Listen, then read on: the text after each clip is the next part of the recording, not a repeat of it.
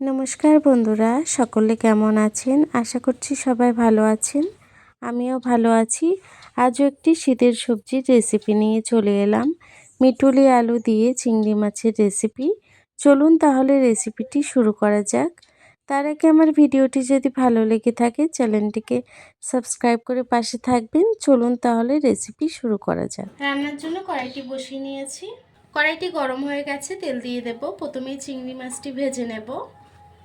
তেলটি গরম হয়ে গেছে, দিয়ে দেবো একটু নুন, দেব একটু হলুদ গুঁড়ো।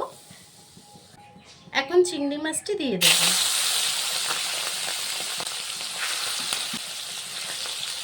চিংড়ি মাছটিকে একটু ভেজে নেব।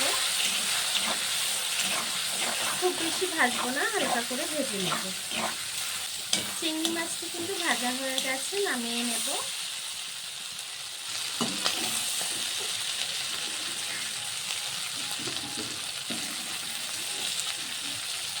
এই তেলের মধ্যে দিয়ে দেবো একটা শুকনো লঙ্কা, দিয়ে দেবো একটু পাঁচফোড়ন। ফোড়নটাকে একটু নেড়ে ছেড়ে আমি সবজিটিকে তুলে দেব। এখন দিয়ে দেবো সিম, আলু আর মিটুলি।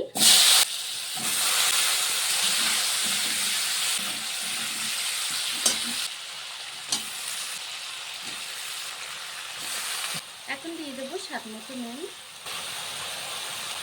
দেব একটু হলুদ গুঁড়ো।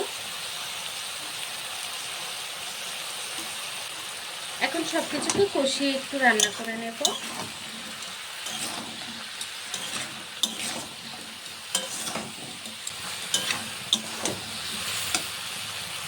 দিয়ে দেব কিছুটা কাঁচা লঙ্কা। ঝালটা আপনারা যতটা পছন্দ করেন সেই অনুযায়ী অ্যাড করবেন।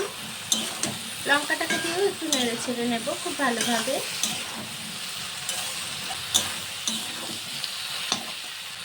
এখন দিয়ে দেবো একটু আদা বাটা। সবজিটাকে সুন্দর করে একটু কষিয়ে নিয়েছি। এখন দিয়ে দেবো চিংড়ি মাছ। ভেজে রাখা চিংড়ি মাছটি দিয়ে দেব। চিংড়ি মাছটাকে দিয়ে আবার একটু নেড়ে ছেড়ে নেব।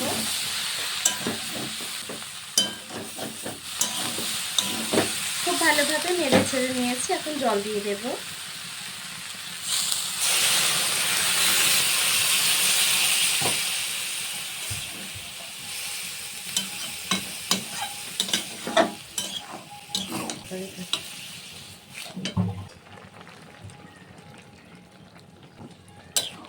জলটাকে দিয়ে একটু নেড়ে ছেড়ে দিলাম। এখন ঢাকা দিয়ে রান্না করে নেব।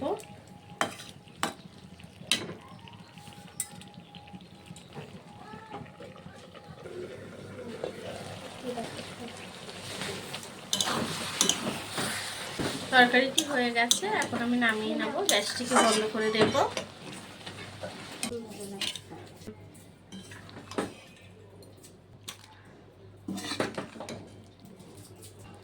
দেখুন বন্ধুরা, আমার তরকারিটি কিন্তু রান্না হয়ে গেছে। চিংড়ি মাছ দিয়ে মিটুলি আলু তরকারি।